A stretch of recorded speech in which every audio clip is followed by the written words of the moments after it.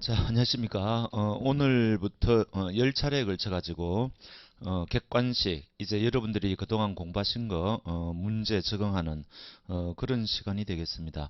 일단 참 이 제가 원고를 좀 늦게 넘겨가지고 책은 금요일 날 나온다고 그럽니다. 그러니까 오늘 강의하고 수요일 강의는 어쩔 수 없이 요 프린트로 대체하니까 그렇게 일단 좀 양해해 주시고요.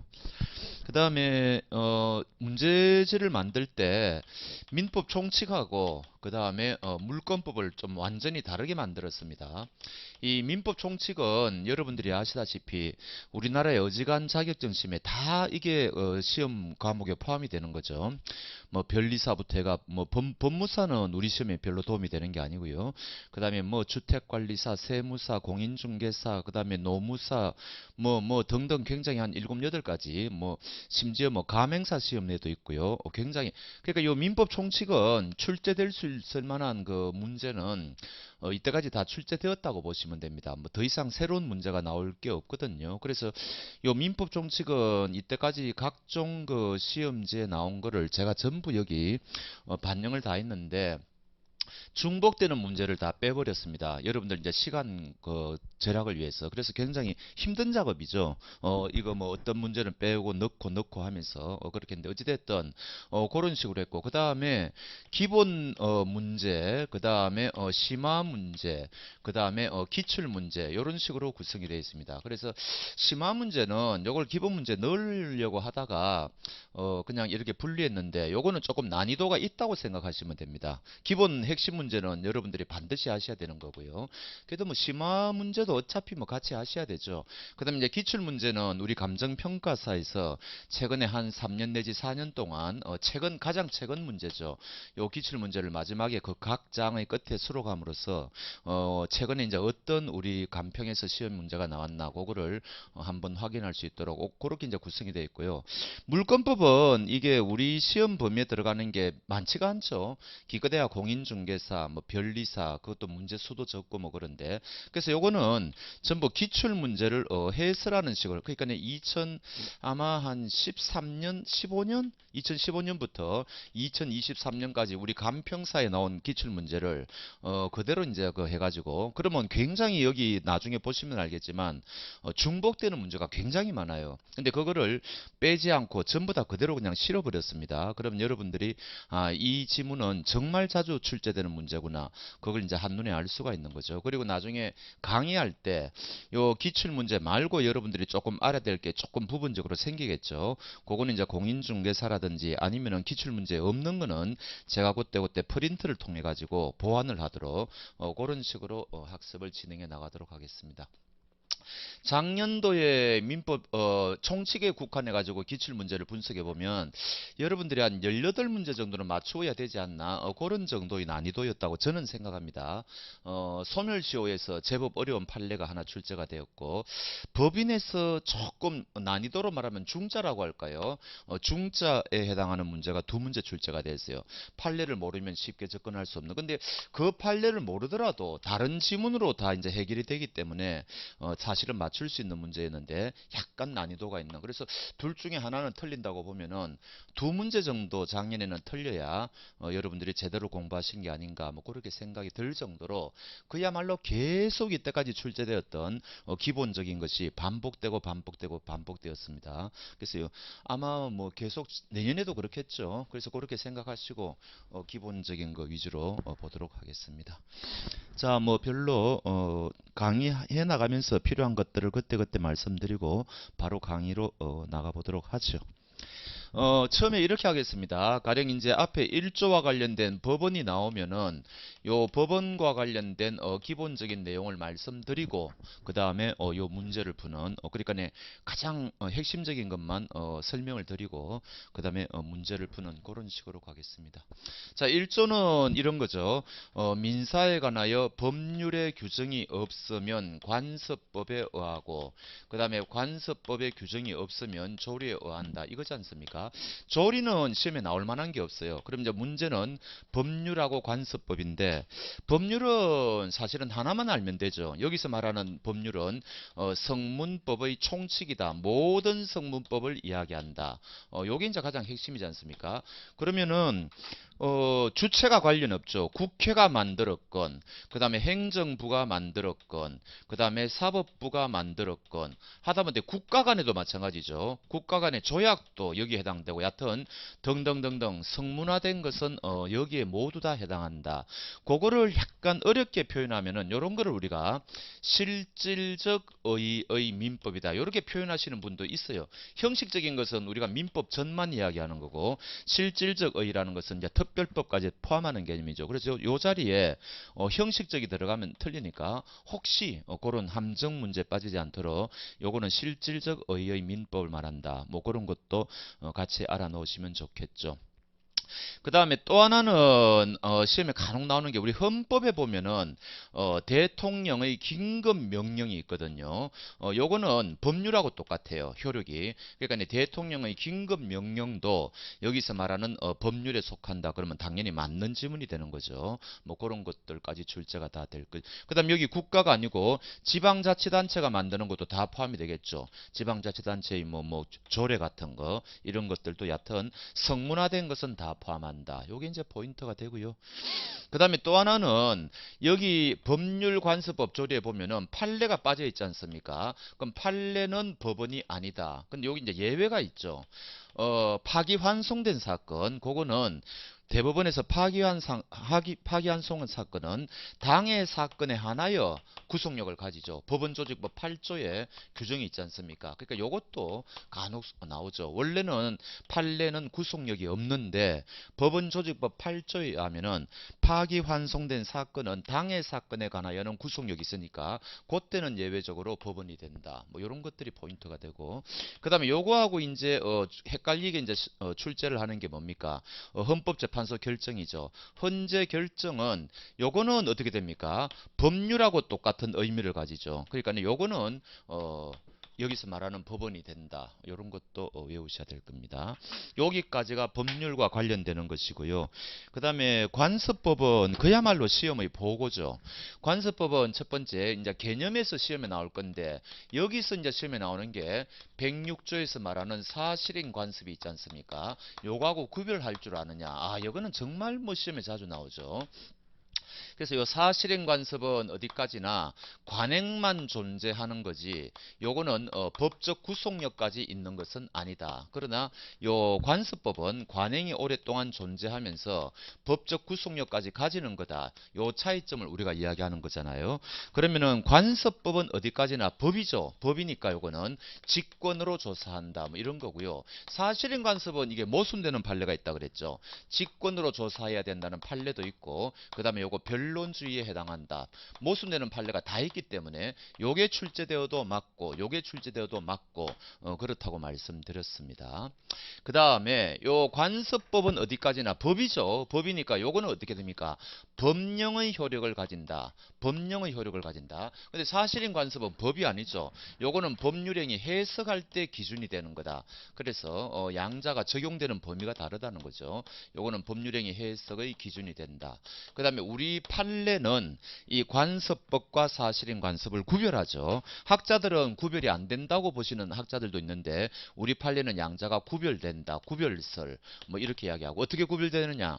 요거는 이제 법적 확신이 있는 거고, 요거는 법적 확신이 없는 거고, 이런 식으로 이제 사실인 관습과 관련해 가지고 너무너무 출제가 잘 됩니다. 그 다음에 이제 관습법은 두 번째, 요거 역시 법이니까 요거는 말씀드렸죠. 여기 직권조사사항이라고 말씀드렸죠. 그거 말고 보충적 효력이죠. 법에 규정이 있으면은 관습법은 등장할 수가 없죠. 그래서 이거는 어디까지나 보충적 효력에 불과하다. 이것도 판례죠. 외우셔야 되는 판례고. 그 다음 세 번째, 이게 정말 또 중요하죠. 헌법에 위반되는 관습법은 더 이상 써먹을 수가 없다. 그 대표적인 게 뭐예요? 우리나라 종중원에 여성이 가입 못하는 거는 이제 헌법 위반이라는 거죠. 그래서 남성만 이때까지 종중원이 된 것은 것은 헌법에 위반되기 때문에 그런 관습법은 이제 써먹을 수가 없다. 이제 여성들도 종중언이 될 수 있다. 이렇게 이제 판례가 바뀐 거. 이거는 뭐 너무너무 시험에 잘 나오는 거고요. 그다음 이제 요거하고 똑같은 의미로 아무리 관습법이 이때까지 쭉 있다 하더라도 현재 헌법 체제에 어긋난다면은 법 질서에 위반된다면은 이제 관습법은 써먹을 수가 없다. 요 말하고 똑같은 거죠. 헌법에 위반되는 관습법은 써먹을 수가 없다. 현재 법 질서에 위반되면은 그 관습법은 없어진다. 효력이 없다. 뭐 그런 거. 네 번째는 이제 관습법에 대한 사례, 판례 사례. 판례가 이때까지 관습법을 어떤 걸 제일 시험에 많이 나오는 게 명인방법이죠. 근데 이제 명인방법은 우리가 저 뒤에 백조 물건에 가가지고 또 봐야 되는 거니까 수목의 집단 미분리가실 거기 나오지 않습니까? 그래서 명인방법이 이제 시험에 제일 많이 나오고 그다음 이제 양도담보는 우리가 이제 물권법에서 공부하지만 양도담보도 이제 뭡니까 가담법이 적용되지 않는 양도담보, 명의신탁 그런 것들도 우리 판례가 관습법이고 종중도 우리 판례가 관습법이라고 그랬죠. 종중. 그리고 사실혼도 사실은 관습법의 영역인데 이런 거는 출제가 잘 안 되더라고요. 제일 시험에 많이 나오는 거는 명인방법. 그다음 이제 우리가 물권법에서 공부하는 관습법상의 법정지상권. 너무너무 중요하죠. 뭐 이런 것들을 우리가 외우시면 되겠네요. 요 정도 하면은 우리가 1조에서 틀릴 만한 게 없을 것이고 거의 뭐 한 문제는 출제된다고 보셔야 됩니다. 그 다음에 제가 이제 하나 말씀 안 드린 게 있는데 그거는 좀 이따가 지문 통해서 말씀을 드려보도록 하겠습니다. 자, 가보시죠. 5페이지 1번. 민법의 법원에 관련한 설명으로 옳은 거. 1번은 1조를 그대로 내었죠. 이렇게도 냅니다. 법률의 규정이 없으면 조리에 의하고 벌써 틀렸죠. 법률의 규정이 없으면 관습법에 의해야 되니까 관습법이 없어야 비로소 조리에 의하죠. 1번 같은 거는 절대로 틀려서는 안 되고 2번 민법 1조에서의 법률은 국회가 제정한 법률만을 의미한다. 틀렸죠. 성문법의 총칭이라 그랬으니까 3번 대통령의 긴급명령은 민사에 관한 것이라면 법원이 될 수 있죠. 근데 없다고 했으니까 틀렸고 4번 대통령령 행정부가 만들었겠네요. 대법원 규칙 사법부에서 만들었을 것이고 지방의회 지방자치단체 의회가 만들었겠죠. 이런 데서 만든 조례는 민사에 관한 것이라면 당연히 법원이 될 수 있겠죠. 그러니까 틀렸고 5번 헌법에 의하여 체결 공포된 조약 중 민사에 관한 것은 법원이 된다. 그럼 5번이 정답이다. 쉽게 알 수가 있습니다. 2번 민법의 법원에 관련한 설명으로 옳지 않은 거. 1번 일단 성립한 관습법이라도 사회 구성원들이 그 관행의 법적 구속력에 대해 확신을 갖지 않게 되면 이제는 그 효력이 부정되겠죠. 맞는 이야기고 2번 관습법이 헌법에 위반될 때는 법원이 그 효력을 부인할 수 있다. 그거는 이제 그 해설 보면 니은번하고 관련되는 거죠. 관습법이 적용 시점에서 전체 법 질서에 부합하지 않게 되면 그 효력을 인정할 수 없다. 요거하고 이제 관련되는 지문일 것이고 3번 공동선조와 성과 본을 같이 하는 후손인 여성은 이제 성년이 되면 당연히 종중의 구성원이 되는 거로 판례가 바뀌었죠. 맞는 이야기고 4번 관습법은 당사자가 그 존재를 주장 증명하여야만 법원이 이를 적용할 수가 있느냐. 틀렸죠. 직권조사사항이라 그랬지 않습니까. 5번 관습법상 미분리 과실에 관한 공시방법이 인정되죠. 이게 바로 명인방법일 것이다. 뭐 그런 이야기가 되겠습니다. 자, 그 다음에 3번 민법의 법원에 관련한 설명으로 옳은 것은 관습법이 성립되기 위해서 사회 구성원의 법적 확신까지는 필요하지 않다. 틀렸죠. 법적 확신까지도 필요하다고 그랬고 2번 민사에 관한 사실행 관습은 법률행위 해석의 표준 요까지는 맞는 이야기인데 민법의 법원이 되는 것은 아니죠. 법원이 되는 것은 관습법이니까 3번 관습법은 성문법에 대하여 보충적 효력을 갖는다. 이게 판례죠. 맞습니다. 요거는 기본적인 판례고 4번 대법원 판례는 민법의 법원이 될 수 없죠. 원칙적으로. 5번 헌법재판소 결정은 민사에 관한 것이라면 민법의 법원이 될 수 있죠. 4번하고 5번의 차이점입니다. 뭐 그런 거고. 그 밑에 참고 있는데 워낙 요 1조에서는 관습법하고 사실인 관습의 그 비교하는 문제가 잘 나오니까요. 근데 그 왼쪽에 개념에 보면은 동그라미 2번에 법원의 재판은 성립 요건이 아니라고 돼 있는데 요거 요즘은 이 문제 잘 출제 안 해요. 지금 이제 그래도 혹시나 싶어서 이제 말씀은 드려야 되겠죠. 지금 학자들 중에는 이 관습법은 관행이 존재해야 되고 법적 확신이 있어야 된다 그랬지 않습니까? 그럼 나중에 결국은 법원의 판결을 통해서 우리나라에 어떤 관습법이 있다고 이제 확인을 받을 건데, 판결이 있어야만 비로소 관습법이 성립하느냐, 지금 이 이야기요. 요 시점에서 관습법이 성립하느냐, 지금 요거를 묻는 거거든요. 근데 그게 아니고 요날 이미 뭔가 우리는 잘 모르지만 법적 확신이 있다고 뭔가 무슨 추상적으로 이런 생각이 들 때 이미 관습법은 요때 성립을 했다는 거죠. 그럼 법원의 판결은 뭐냐? 요거는 확인 절차라는 겁니다. 우리나라에 이런 관습법이 있다는 것을 법원에서는 그냥 확인하는 절차다. 그러니까 시험에는 법원의 판결이 있어야 관습법이 성립한다. 혹시 이렇게 출제하면 이거는 틀렸다는 이야기죠. 그게 아니라는 이야기입니다. 그게 지금 개념의 동그라미 2번의 뜻입니다.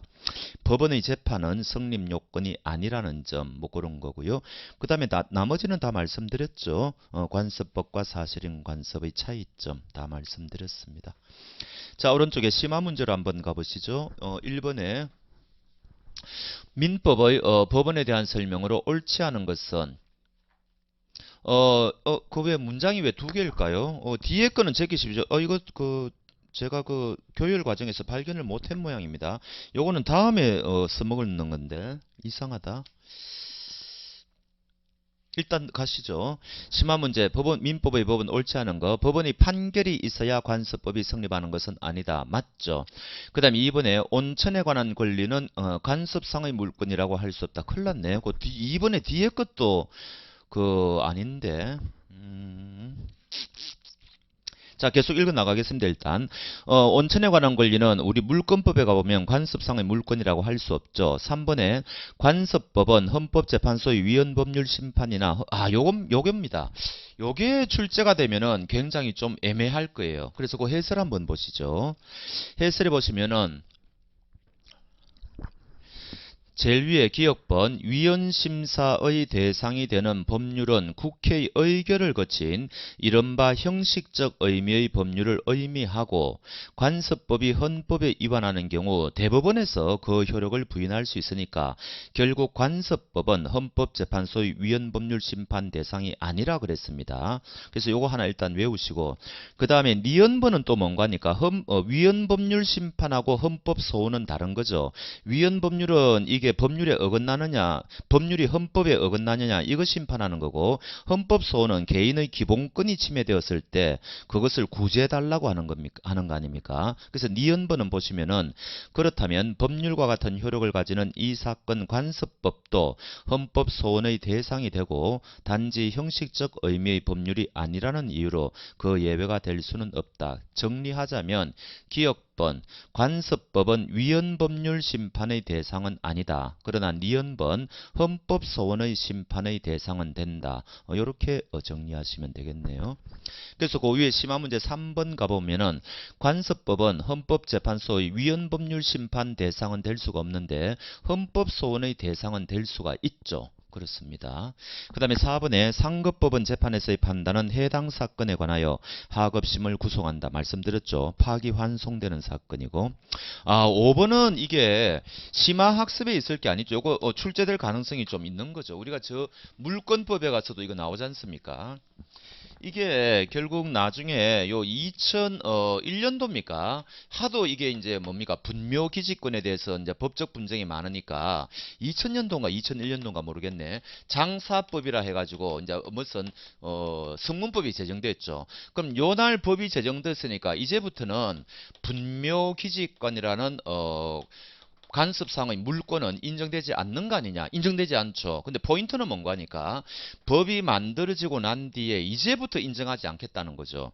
옛날에 이루어졌던 옛날에 성립되었던 분묘기지권은 이 법이 제정되었음에도 불구하고 여전히 인정해 주겠다는 이야기입니다. 요거를 묻는 거죠. 요거는 충분히 출제가 가능한 거죠. 그래서 5번에 보면은 장사 등에 관한 법률이 시행되더라도 기존에 성립된 분묘기지권의 법령의 관습법적 효력은 인정된다. 맞는 이야기입니다. 요거 꼭 알아놓으시고 제일 밑에 해설 한번 읽어보겠습니다. 장사법 부칙에 의하면 장사법은 법 시행 이후에 설치된 분묘에 대하여만 적용한다고 명세하고 있어서 장사법 시행 전에 설치된 분묘에 대한 분묘기지권이 위 법률의 시행으로 상실되었다고 볼 수 없다. 명색이 전원합의체 판례니까 요 5번은 알아놓으시고 그 위에 1번에 그 지문이 지금 두 개 있는데 앞에 지문을 지우십시오.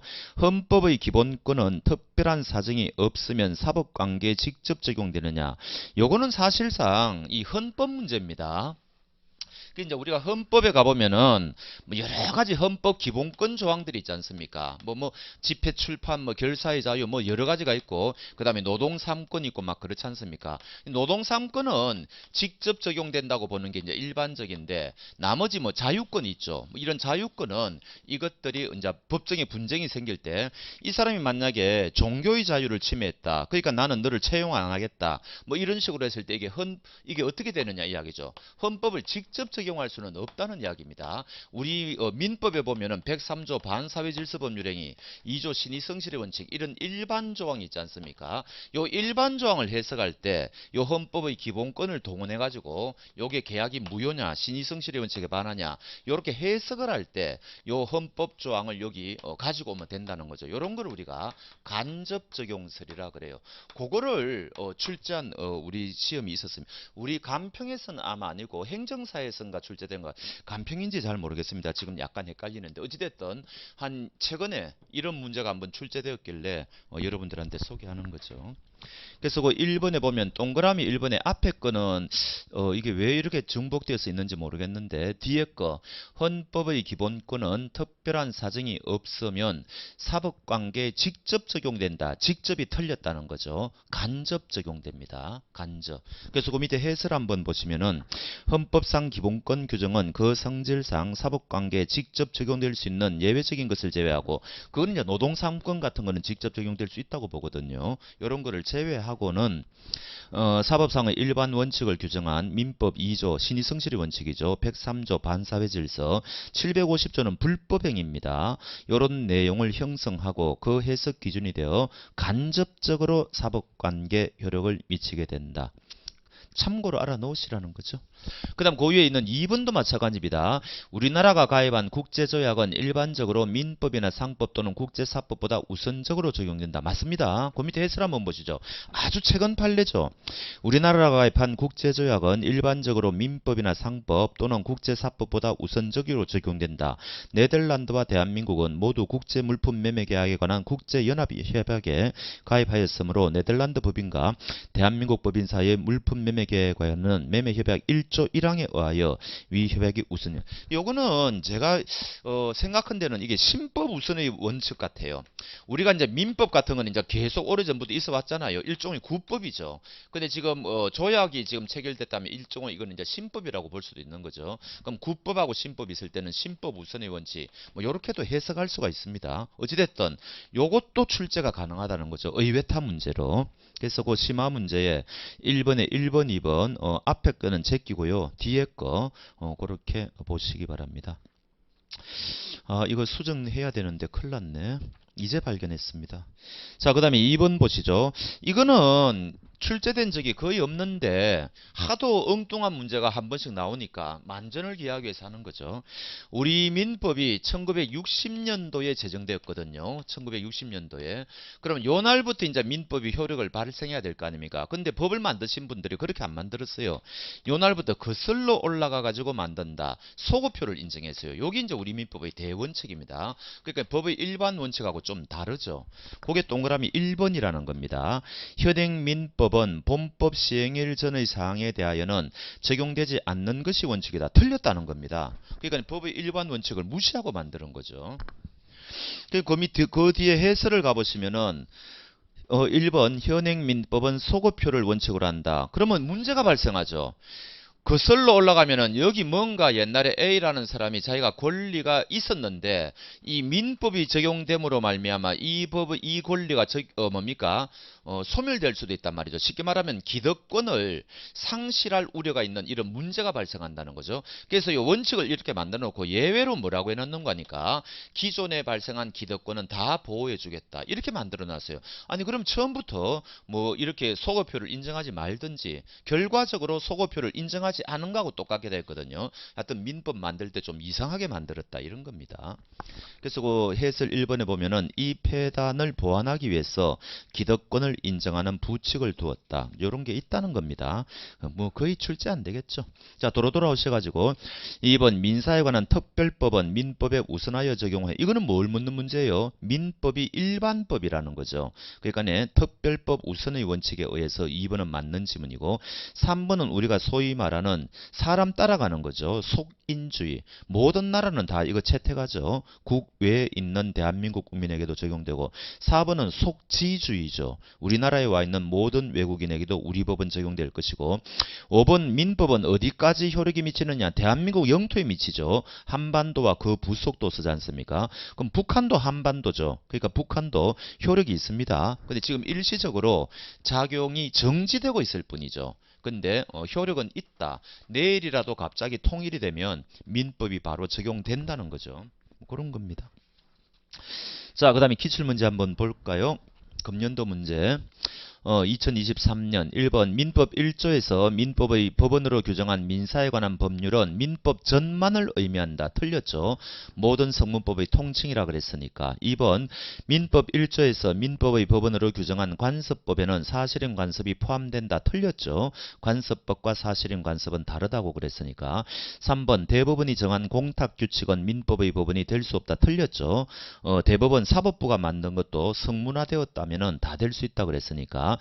4번 헌법에 의하여 체결 공포된 국제조약은 그것이 민사에 관한 것이라도 민법의 법원이 될 수. 틀렸죠. 당연히 될 수. 그럼 1번, 2번, 3번, 4번이 답이 될 수가 없으니까 5번이 정답이다.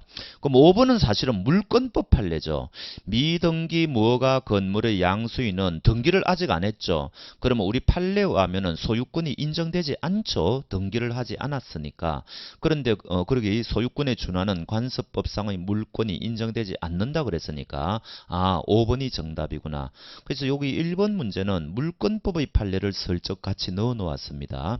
어찌됐든 5번이 정답일 것이고 2번 작년도 문제 민법의 법원에 관한 설명으로 옳은 것을 모두 고른 것은 기억번 헌법에 의해 체결 공포된 민사에 관한 조약은 민법의 법원이 되죠. 그런데 안 된다고 했으니까 틀렸네요. 그럼 기억번이 들어있는 것은 답이 될 수 없으니까 2번 아니면 4번이 정답이겠네요. 그러면 디귿번을 먼저 보면 관습법은 법령에 저촉되지 않는 한 법칙으로서의 효력이 있다. 맞죠? 법률이 없다면 관습법이 이제 법칙이 되니까 디귿번은 맞는 이야기입니다. 그러면 4번이 정답이다. 그렇게 되네요. 니은번은 뭐예요? 관습법이 되기 위해서는 사회 구성원의 법적 확신이 필요하다. 당연히 맞는 이야기죠. 그럼 옳은 거 찾는 거니까 니은번, 디귿번. 포인트는 디귿번을 아느냐 이게 포인트죠. 자, 신의성실의 원칙으로 넘어가도록 하겠습니다.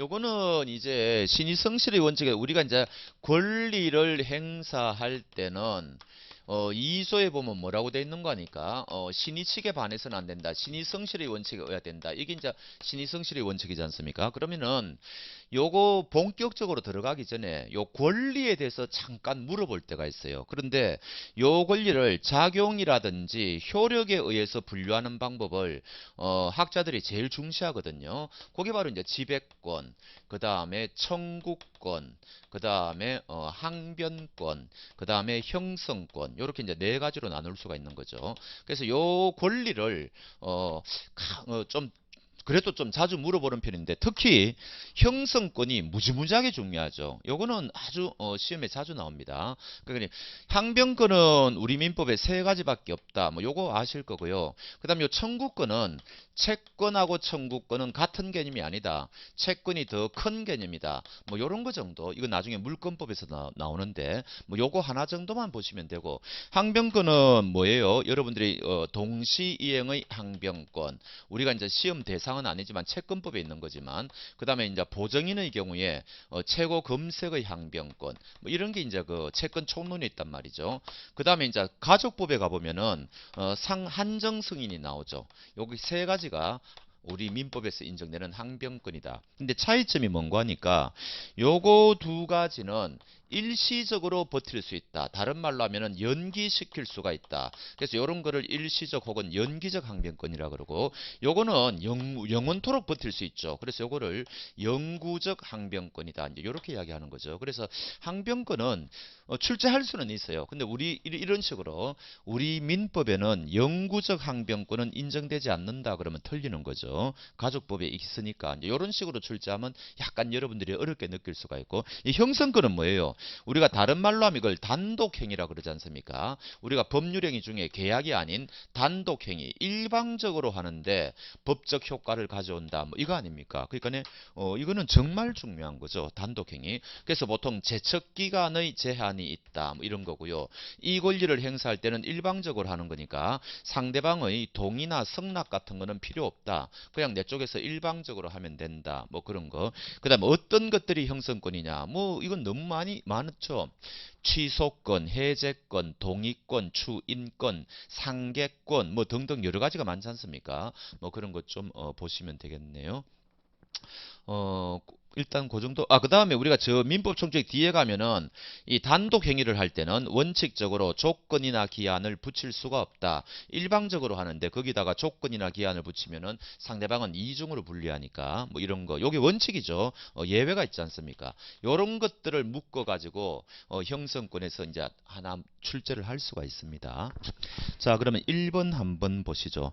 우리가 이거는 뭐예요? 우리가 형성권은 또 뭐라 그랬습니까? 이 단독행위 뭐라 그랬습니까? 저 뒤에 제척기간 행사할 때 이거 기억나십니까? 재판상으로도 행사할 수 있고 재판 외로도 행사할 수 있다. 제척기간은 요거 우리가 저 소멸시효 파트 가서 공부하지 않습니까? 그런데 유일한 예외가 뭐예요? 반드시 재판으로만 행사해야 되는 게 제3법에 딱 하나 있단 말이죠. 근데 이거는 우리 시험 범위는 아니에요. 채권자 취소권이라는 겁니다. 채권자 취소권이라는 것은 반드시 재판상 행사해야 된다. 뭐 이런 거죠. 근데 이게 우리가 민법 총칙을 공부하기 때문에 민법 총칙은 물권법하고 채권법하고 망라한 거지 않습니까? 그러니까 이런 문제도 출제한다면 방법은 없는 거예요. 이게 채권법이지만 민법 총칙에서 출제한다 그러면은 방법이 없는 거죠. 그래서 1번 한번 봅시다. 법원에 소를 제기하는 방법으로만 행사할 수 있는 권리는 전부 다 보면은 형성권이죠. 5번 같은 거를 또 조심하셔야 되죠. 거기 지상물 매수 청구권 이렇게 돼 있지 않습니까? 그러면 이거 청구권 아니냐? 여기 있는 2번 청구권 아니냐? 이렇게 생각할 수 있는데 우리가 요걸 해석을 어떻게 합니까? 요거를 형성권으로 해석을 하죠. 그래서 한글로는 청구권이라고 돼 있는데 지상물 사달라고 이야기만 하면은 매매에 준하는 법적 효력이 생긴다. 이런 거를 우리가 지상물 매수 청구권. 우리가 그 물권법에 가보면은 지상권 같은 데 가면 이게 나오지 않습니까? 그거 미리 이제 여러분들이 생각하시면 되는 겁니다. 그러니까 전부 거기 있는 1번, 2번, 3번, 4번, 5번은 전부 형성권이에요. 상계권도 형성권, 퉁치자는 거 아닙니까? 계약 해제 말할 것도 없고 예약 완결권도 채권법에 있는 건데 뭡니까? 이 사람들이 이런 거죠. 예약이라는 걸 했다는 겁니다. 그 다음에 예약을 하면 이제 본계약을 체결해야 될 거 아닙니까? 이때 본계약을 체결할 수 있는 권리를 예약 완결권이라고 그래요. 그러면 요 권리를 행사하면 이제 계약이 체결되니까 요거 이제 형성권이라는 이야기거든요. 요것도 채권법에 나오는 이야기입니다. 어찌됐든 그 중에서 4번 채권자 취소권은 우리 재산법에서는 유일하게 법원에 반드시 소를 제기해야 된다. 그리고 채권자 취소권은 여러분들 나중에 108조 통정 허위 표시할 때도 나오죠. 그때도 이제 이 채권자 취소권이 시험에 나오지 않습니까? 그러니까 이거 아셔야 됩니다. 방법이 없어요. 자, 2번 형성권에 관한 설명으로 옳은 거. 기억번 형성권의 행사는 상대방에 대한 일방적 의사표시. 맞죠? 니은번 다른 사정이 없으면 형성권의 행사에 조건 또는 기한을 붙이지 못하죠. 맞죠? 다른 사정이 없으면니까 원칙적으로 이 말이지 않습니까? 맞고. 디귿번은 이게 말이 안 되는 소리죠. 다른 사정이 없으면 형성권은 그 일부를 행사할 수가 있다. 이거는 이제 기출문제인데 출제자의 의도를 잘 모르겠어요. 권리가 이만큼 있는데 형성권이 뭐 쪼개질 수 있는 권리도 아니잖아요. 취소권이 있는데 취소권의 일부를 어떻게 뭐 행사한다 뭐 이런 거지 않습니까?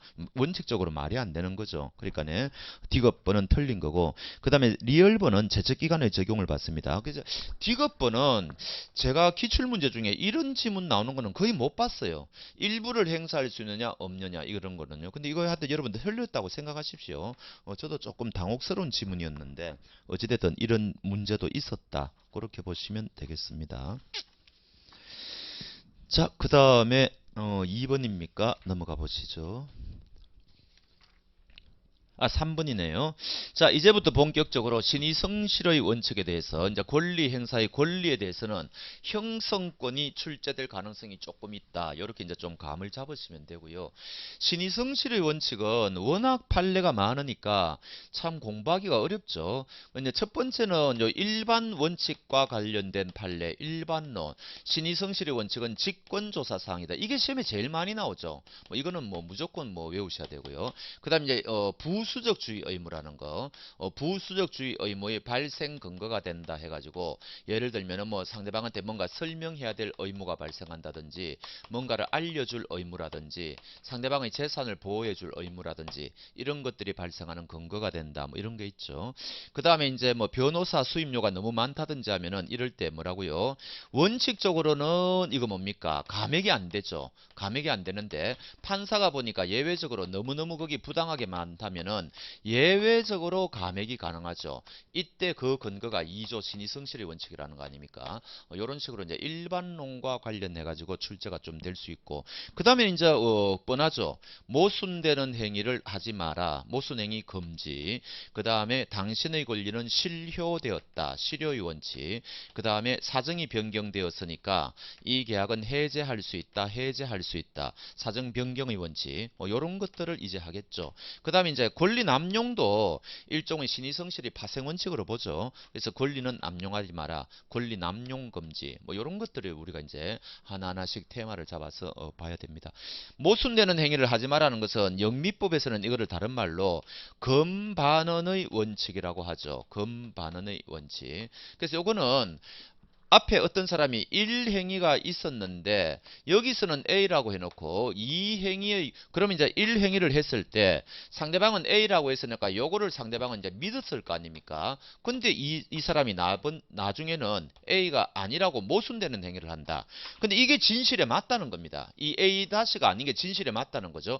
그렇다 하더라도 이미 상대방의 신뢰가 형성되었으니까 이 사람이 A가 아니라고 말하는 것은 인정될 수가 없다. 요게 이제 신의성 실의 원칙이죠.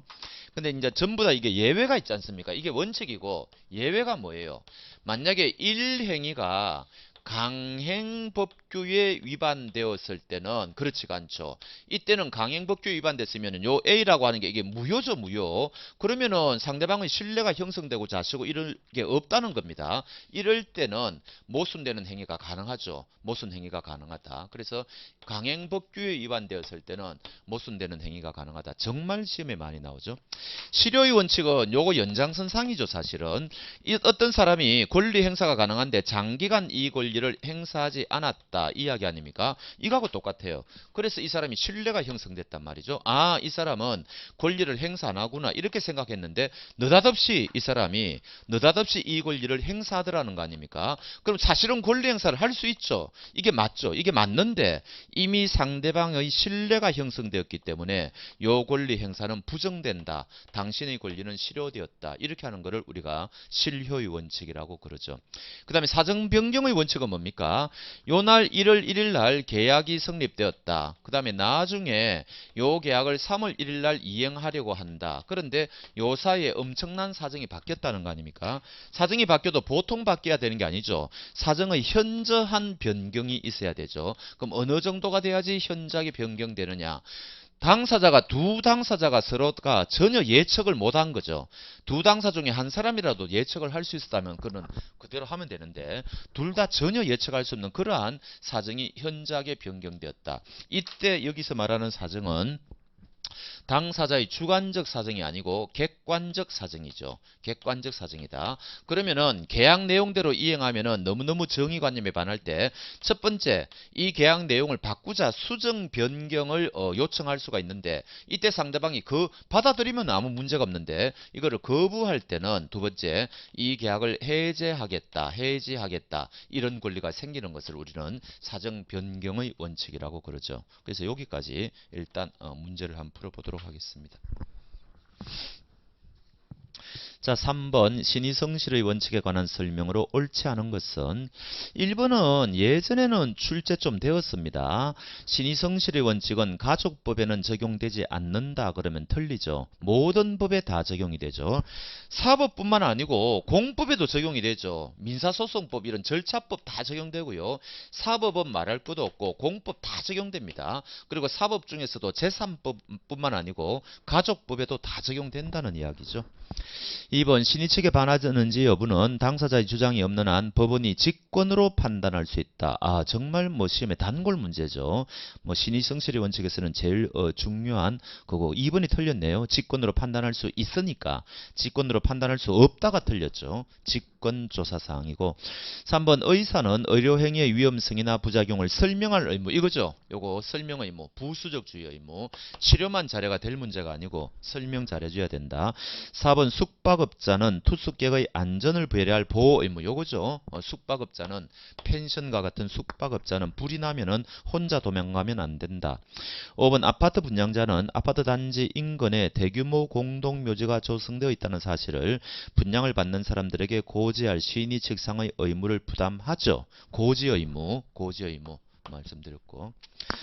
그런데 거기 해설에 보면 참고라고 돼 있는데 부동산 거래에서 시인이 측상 고지 의무의 대상은 법에 규정이 있으면 고지해야 되죠. 또 계약을 체결할 때 그렇게 계약을 했으면 고지해야 되죠. 그거는 당연한데 그 다음이 중요합니다. 관습상 또는 조리상의 일반 원칙에 의해서도 인정될 수 있다. 관습상 또는 조리상 이게 뭐예요? 특히 조리가 뭐예요? 이게 바로 신의성실의 원칙이죠. 그래서 요 판례 자체의 문구 있죠. 요 문구가 그대로 출제되는 경우가 자주 있습니다. 그러니까 요 참고사항은 판례를 그대로 외워 놓으시라는 거죠. 자, 그 다음에 4번 넘어가겠습니다. 신의성실의 원칙 옳지 않은 거. 자, 본인의 지위를 단독으로 상속한 무권대리는 본인의 지위에서 추인 거절권을 행사할 수 없죠. 이거는 무권대리에서 너무너무 중요하죠. 이 사람은 모순되는 행위를 하고 있죠. 그러니까 이거는 자기가 아버지 재산을 함부로 팔아먹을 때는 언제고 아버지가 사망하니까 이제 부동산 가격이 폭등하니까 나는 그거 없던 일로 하겠다. 그거는 모순되는 행위라는 거죠. 그래서 금지된다. 아마 민법 총칙에서 10손가락 안에 들어가는 중요한 판례입니다. 그래서 1번은 꼭 아셔야 되고 2번 해고된 근로자가 퇴직금을 이의 없이 수령했다. 해고를 받아들인다는 이야기죠. 그런데 오랜 시간이 지난 후에 해고의 효력을 다툰다. 이거는 지문 속에 무슨 뉘앙스가 깔려 있을까요?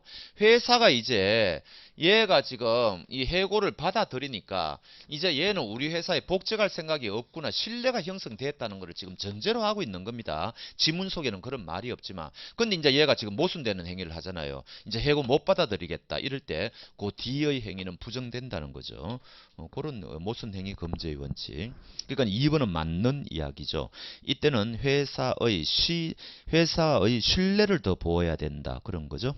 3번도 마찬가지죠. 취득시효 완성의 사실을 알았든 몰랐든 사실은 몰라도 마찬가지입니다. 해당 토지에 관하여 어떠한 권리도 주장하지 않기로 약속한 후 이에 반하여 취득시효 주장을 한다. 이 사람은 모순되는 행위를 하고 있죠. 그래서 신의 측상 허용되지 않는다. 그런 거고요.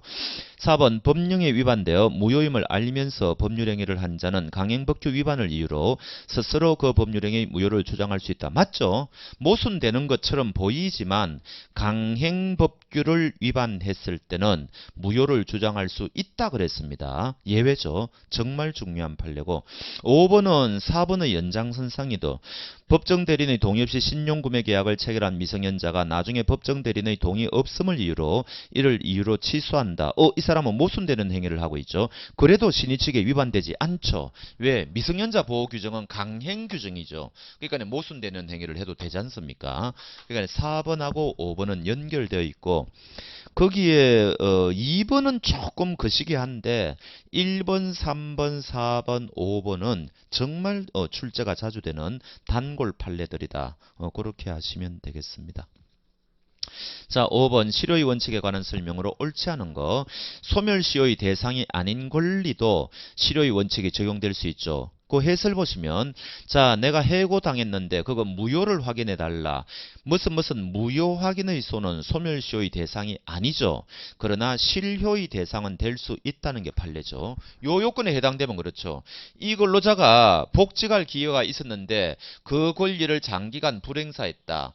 회사는 이 사람이 우리 회사에 복직할 생각이 없는 모양이다. 이렇게 신뢰하고 있는데 느닷없이 복직해 달라고 권리를 행사했다. 이때 이 근로자를 보호할 것이냐. 이때는 회사의 신뢰를 더 보호해야 된다는 거죠. 그런 이야기지 않습니까? 그러면은 뭔가 무효 확인의 소는 소멸시효의 대상이지만 실효의 원칙이 적용되어서 권리가 없어질 수도 있다는 겁니다. 2번도 어렵죠. 근데 조금 전에 우리가 신의성실의 원칙은 공법에도 적용된다고 그랬죠. 그거 생각하시면 됩니다. 그럼 실효의 원칙도 신의성실의 원칙의 한 분파니까 항소권과 같은 소송법상의 권리에도 적용된다. 다 적용된다는 거죠. 그러나 이게 3번 아까 말씀 안 드렸네요. 요 실효의 원칙의 또 예외가 뭐예요? 요 실효의 원칙의 예외, 요 예외 인지청구권 같은 거는 예외죠. 인지청구권은 천륜이니까 요거는 실효의 원칙을 갖추어도 실효의 대상이 되지 않는다 그러지 않습니까? 요것도 굉장히 시험에 자주 나오죠. 3번 인지청구권은 실효의 요건을 갖추었다 하더라도 실효의 대상이 되지 않는다. 맞는 이야기고요. 4번은 요즘 조금 출제가 되는 판례입니다. 이거는 뭐 별표 5개까지는 아닌데 별표 한 3개 정도는 되죠. A가 지금 요 사람에게 뭔가 이게 이제 송전선 사건이죠. 한전에서 이 송전선을 불법으로 지금 설치를 했다. 이런 이야기고. 그러면 요 임야 주인은 이 송전선 불법 설치된 것에 대해서 철거를 청구할 수가 있죠. 근데 이 철거 청구를 장기간 불행사했다는 거죠. 장기간 권리 행사를 하지 않았다. 이런 상황에서 이 임야 주인이 임야를 시에게 넘겨버렸습니다. 그럼 얘가 이제 새로운 소유자가 되었죠. 그럼 새로운 소유자가 한전을 상대로 이제 요 송전선 이 불법 설치된 거를 철거해 달라고 했을 때 한전은 뭐라고 이야기했는가? 종전 소유자가 장기간 철거해 달라고 권리 행사를 하지 않았기 때문에 우리는 못 해주겠다. 당신의 권리는 실효되었다. 이런 말을 할 수 있느냐 이 이야기 아닙니까? 못 한다는 거죠. 옛날 사람의 권리 불행사는 새로운 소유자의 권리 행사에 대해서 참고 사항이 아니라는 거죠. 그러니까 4번은 틀렸네요. 실효의 원칙을 적용함에 있어서 고려되지 않는다. 지금 이런 이야기입니다. 자, 5번 토지 소유자가 점유자에 대하여 부당이득 반환 청구권을 장기간 적극적으로 행사하지 아니하였다는 사정만으로는 권리가 실효되는 맞습니다. 이거는 여러분들이 이런 판례를 보면은 지문에서 뭔가 뉘앙스를 해석해야 돼요. 지금 우리가 여기 실효의 원칙은 뭐예요? 이 사람이 장기간 권리를 불행사했는데 상대방이 이 사람 행사 안 한구나 신뢰가 형성되지 않습니까? 근데 신뢰가 이게 형성이 안 되면은 실효의 원칙은 적용이 안 되는 거죠. 그럼 이 판례는 어떤 사람이 지금 어떤 사람이 나의 토지를 부당이득하고 있다. 그럼 토지 소유자는 부당이득 반환 청구권을 행사해야 되는데 그 불행사하고 있지 않습니까? 이때 상대방은 언젠가는 얘가 권리 행사를 하겠지 이렇게 생각하고 있는 거예요. 그러면은 신뢰가 형성이 안 된 거죠. 이 사람이 권리 행사 안 하겠구나 이렇게 생각해야 이 사람의 신뢰가 보호될 건데 이 사건은 언젠가는 얘가 부당이득 돌려달라고 하겠지 이런 지금 마음가짐이라는 겁니다. 그러면 이거는 실효의 원칙이 적용될 수가 없죠. 그래서 이 표현의 문구에서 여러분들이 그런 이야기를 찾아야 됩니다. 5번 해설 한번 읽어보시죠. 실효의 원칙을 적용하기 위해서는 의무자인 상대방이 더 이상 권리자가 그 권리를 행사하지 아니할 것으로 믿을 만한 정당한 사유가 있어야 됩니다. 신뢰가 형성이 돼야 되죠. 따라서 권리자가 장기간 권리를 행사하지 않았다. 그 사실만 가지고는 즉 상대방에게 신뢰가 형성이 되지 않았다면 권리가 실효되는 것이 아니다. 뭐 그런 거죠. 자, 그 밑에 비교 한번 보시죠. 의원 면직 처분이 무효임을 안 근로자가 그로부터 2년 4개월 후에 제기한 해고 무효 확인 청구는 허용될 수 없다. 맞다는 겁니다. 요거는 사실은 여러분들은 좀 이해하기 어렵겠지만 2년 4개월이 중요해요. 요거는 2년 4개월 정도 됐다면은 회사는 신뢰가 형성됐다고 본 사건입니다. 근데 요거하고 사실은 1년짜리가 있거든요. 1년이 지나가지고 근로자가 복직했을 때는 이때는 이 근로자가 성소했어요. 1년 가지고는 회사의 신뢰가 형성 안 됐다고 본 판례입니다. 그러니까 이거는 참 애매해요. 그래서 제가 일부러 2년 4개월을 예를 들은 겁니다. 이런 식으로 출제하면 그건 좀 이상하죠. 수험생 입장에서는 뭐 어떻게 방법이 없지 않습니까? 이제 그런 거예요. 그래서 그 밑에 참고해 놓았고요. 자, 6번 사정 변경의 원칙으로 넘어가겠습니다. 옳지 않은 거. 1번은 굉장히 어려운 판례예요. 보통 우리가 임대차에서 사회적 약자인 임차인을 더 보호하는 쪽으로 판례가 형성된다 그랬죠. 근데 이거는 임대인을 보호하는 판례이기 때문에 여러분들이 이거는 외우지 않으면 틀린다 그랬습니다. 임대물에 대한 경제 사정의 변동으로 약정한 차임이 상당하지 아니하게 된 때 당사자는 장래에 대해서 차임의 정감을 청구할 수 있습니다. 맞습니다. 사정 변경의 원칙을 적용했죠. 요 판례는 아예 외우시는 게 좋습니다. 2번 사정 변경을 원인으로 계약을 해지하기 위해서는 일방 당사자의 주관적 사정 틀렸죠. 객관적 사정이라 그랬지 않습니까? 2번이 바로 정답이겠네요. 3번 회사의 계속적 거래 요 보증과 관련해 가지고는 논점이 딱 두 가지죠. 하나는 뭐예요? 이 채무가 불특정 채무냐, 하나는 요 채무가 특정 채무냐. 요거 가지고 따지면 되는 거죠. 불특정 채무는 이 채무가 어느 정도까지 올라갈지 너무너무 불안하니까 이때는 은행을 보호하면 안 되죠. 이때는 이제 보증인을 보호하는 거고, 특정 채무는 금액이 딱 정해져 있으니까 이때는 은행을 보호해야 되죠. 이때는 이제 보증인을 보호하면 안 되죠. 그래서 불특정, 특정 요거 가지고 이제 답을 찾으셔야 된다. 그거 아닙니까? 그래서 3번에 회사의 계속적 거래관계로 인한 불확정한 채무. 그러면 여러분들이 답을 이제 딱 감을 잡으시는 거죠. 여기에 대하여 보증인이 된 자가 이사의 지위를 떠났다. 사정이 변경되었죠. 이럴 경우에 사정 변경을 이유로 보증계약을 해지할 수 있느냐 없느냐. 불확정한 채무이기 때문에 해지할 수 있다. 그런 거고요. 4번은 확정 채무죠. 이사가 재직 중 회사의 확정 채무를 보증한 후 퇴임했다 하더라도 사정 변경을 이유로 보증계약을 해지할 수 없다. 맞죠? 아까 1번하고 5번을 내가 엉뚱하게 해설을 했구나. 5번이 그 이야기입니다. 차임을 정액하지 않기로 하는 특약이 있더라도 그 특약을 유지시키는 것이 신의 측에 반하다고 인정될 정도의 사정 변경이 있는 경우에는 임대인의 차임 정액 청구를 인정해야 되죠. 1번은 뭔가니까 요거는 민법에 있는 규정이에요. 여러분들은 잘 모르시는데 채권법에 임대차에 가면은 사정 변경의 원칙이 명문화되어 있는 것을 예시하기 위해서 1번을 들은 겁니다. 아까 제가 해설을 착각했네요. 5번 판례를 외우시라는 거죠. 1번은 우리 민법에 사정 변경의 원칙이 일반적으로는 명문화되어 있지 않지만 개별 규정에 반영된 조문이 좀 있다는 겁니다. 그 중에 하나가 1번이에요. 채권법의 임대차 부분. 근데 5번은 판례죠. 이 사람들이 임대료 올려주지 않기로 했다고 하는 특약이 있다 하더라도 특약을 유지하는 게 너무너무 당사자에게 불리할 때는 임대인이 올려달라고 할 수 있다는 거죠. 요게 이제 임대인을 보호하는 그 뭡니까? 외워야 될 판례입니다. 제가 착각을 했습니다. 5번이 굉장히 어려운 판례입니다. 외우십시오. 자, 그 다음에 7번 가보겠습니다. 이제 권리 남용으로 넘어왔습니다. 권리 남용은 대개 보면은 우리 판례가 특히 이제 소유권 남용의 판례가 좀 많은데 소유권 남용뿐만 아니고 많아요. 사실은 동시이행의 항변권 남용 판례도 있고요. 그 다음에 상계권 남용 판례도 있고요. 심지어 소멸시효 주장하는 거를 요것도 남용이다 해가지고 소유권뿐만 아니고 여러 가지 이제 남용을 다 인정한다고 하시면 됩니다.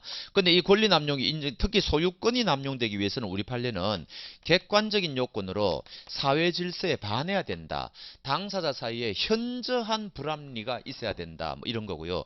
그 다음에 주관적 요건이 좀 문제죠. 근데 상대방을 해칠 목적이 있어야 된다. 요거를 우리가 일반적으로 요구한다 그러죠. 상대방을 해칠 목적이 있어야 된다. 그래서 판례가 그렇게 많지는 않은데 조금 그래도 조금씩 있다. 뭐 그런 이야기죠. 그냥 바로 이거는 문제 풀어보겠습니다. 7번 권리남용 금지의 원칙에 관한 다음의 설명 중 옳지 않은 거.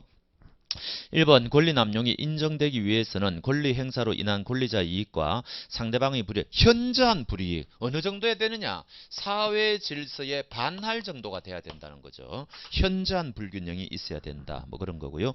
그 다음에 2번 소유권의 행사가 권리남용이 되기 위해서는 권리 행사의 목적이 오직 상대방에게 고통을 주고 손해를 입히려는 데 있을 뿐 행사자에게는 아무런 이익이 없어야 된다. 우리 판례는 소유권 남용의 경우에는 주관적 요건을 보통 인정한다 그러죠.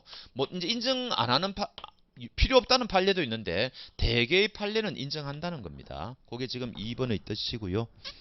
3번 권리 행사로 권리자가 얻는 이익보다 상대방의 이를 이익이 현저하게 크다는, 그러니까 이제 A는 상대방한테 권리 행사를 이 사람이 하면은 얻는 것이 플러스 한 10 내지 20은 있다. 상대방 B가 이걸로 인해 가지고 잃는 것은 마이너스 한 80에서 90 정도다. 그럼 이거 권리 행사 아니냐?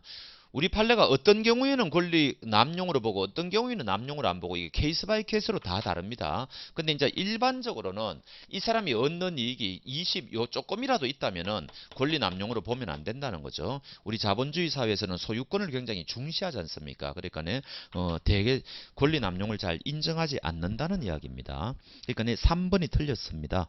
그래서 그 해설 보면 권리의 행사에 의하여 권리 행사자가 얻는 이익보다 상대방이 이를 손해가 현저히 크다 하여도 그러한 사정만으로는 이를 권리남용이라 할 수 없다. 맞는 판례입니다. 조금 중요하죠.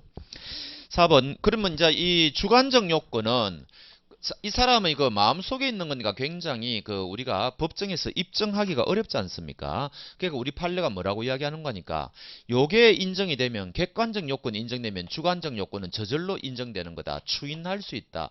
이런 식으로 이제 균형을 맞추는 거죠. 객관적 요건, 주관적 요건 다 필요하다 해놓고 객관적 요건이 입증이 되면 주관적 요건은 저절로 입증된 거다. 이런 식으로 논리 조작을 하는 겁니다. 추인이 된다. 이런 식으로 이제 하는 거죠. 그래서 4번 판례도 맞는 이야기입니다. 조금 어렵죠.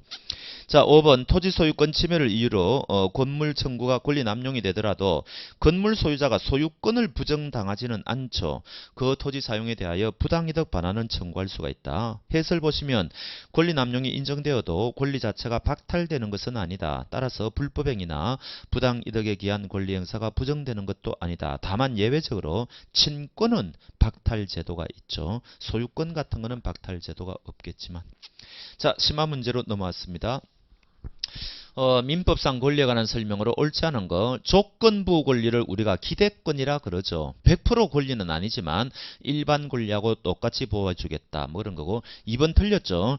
채권과 청구권은 동일한, 이게 채권이 이런 채권이 있다면 이 속에 청구권은 하나의 권능이라 그래요. 채권이 있기 때문에 이제 행사할 수 있는 권능이라는 거죠. 이거 말고도 채권 속에는 여러 가지가 있다는 거죠. 그러면은 만약에 1월 1일 날 조건부 계약이 체결됐다고 칩시다. 그럼 이때는 이제 채권은 발생한 거예요.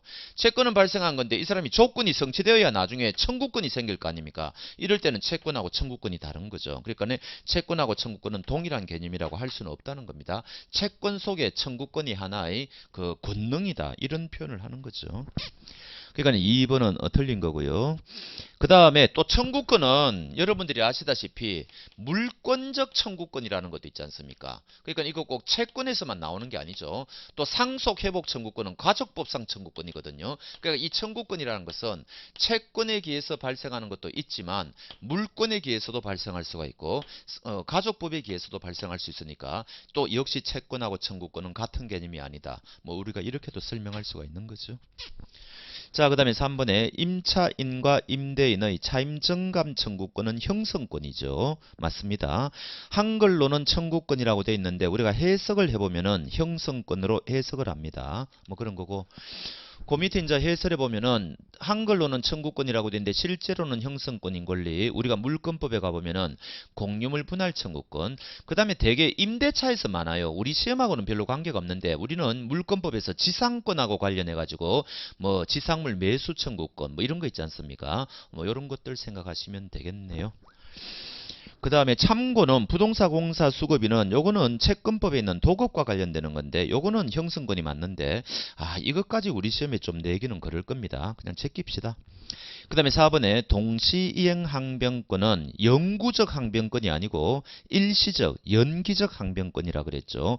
해설에 있는 것처럼 보증인의 최고 검색의 항변권과 동시이행 항변권은 일시적 항변권, 그 다음에 한정승인의 항변권은 영구적 항변권. 5번의 항변권은 뭐예요? 개념이죠. 상대방이 어떤 청구를 해오면은 A라는 사람이 B라는 사람은 yes입니다.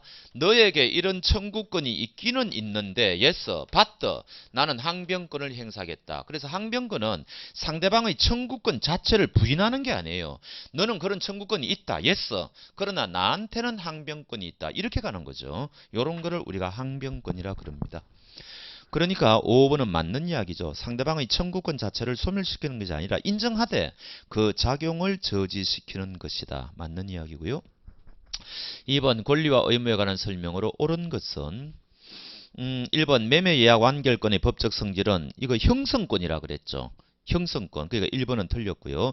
2번 주된 권리가 시효로 소멸하면 종된 권리도 소멸한다. 맞죠? 우리가 이거는 소멸시효에 가면 나오는 이야기죠. 맞는 이야기고 3번 채권자 취소권은 권리자의 의사표시만으로 효과가 발생하는 게 아니죠. 반드시 소를 제기해야 되니까. 4번 민법상 영구적 항변권 인정되죠. 5번 임대인의 임대차 계약 해지권은 이 사람만이 행사할 수가 있느냐. 요것도 우리가 이제 채권자 대위권이라는 채권법이 우리 또 이게 민법 총칙에서 한 번씩 문제가 되지 않습니까? A가 지금 B에게 돈 1억 받을 권리가 있다. B가 지금 C에게 어떤 권리가 있다. 그런데 얘가 이 권리를 행사하지 않는다. 얘가 이 권리를 행사하지 않는다. 근데 얘는 다른 재산은 없다. 이런 거를 무자력이라 그러거든요. 그럼 A는 자기의 돈 1억 받을 채권을 지키기 위하여 B의 허락도 안 받고 B의 권리를 행사할 수 있는 권리가 있죠. 이런 거를 우리가 채권자 대위권이라고 그러는데 이때 아무리 A가 답답하다 하더라도 얘만이 행사할 수 있는 권리가 법에는 있다는 거죠. 이런 거를 우리가 행사사항의 일신전속권이라 그러죠. 얘만이 행사할 수 있는 권리를 행사사항. 요거는 채권자 대위권의 객체가 될 수가 없죠. 객체가 될 수가 없다는 겁니다. 요거는 오직 B만이 행사할 수가 있다. 이런 거죠. 뭐 위자료 청구권 이런 거, 이혼과 관련, 가족보호과 관련 이런 거 많은데 어찌됐든 그런 이야기를 지금 하고 있습니다. 그러니까 거기 5번에 보면 임대인의 임대차 계약 해지권, 얘가 임대인인 모양이죠. 이 사람한테 임대차 계약을 해지할 권리가 있는데 행사를 안 하는 모양입니다. 이때 뭔가 A가 자기의 뭔가의 권리를 지키기 위해서 이 사람의 권리를 대신 행사할 수가 있느냐. 결론은 이 사람의 임대차 계약 해지 청구권은 행사상의 일신 전속권인가. 우리 판례는 아니라 그랬죠. 요것도 채권법에 좀 기운 판례입니다만 만전을 기하기 위해서 좀 보도록 합시다. 어차피 이번 시간에 다 못하겠네요. 조금 쉬었다 하겠습니다. 한 10분 쉬었다 하겠습니다.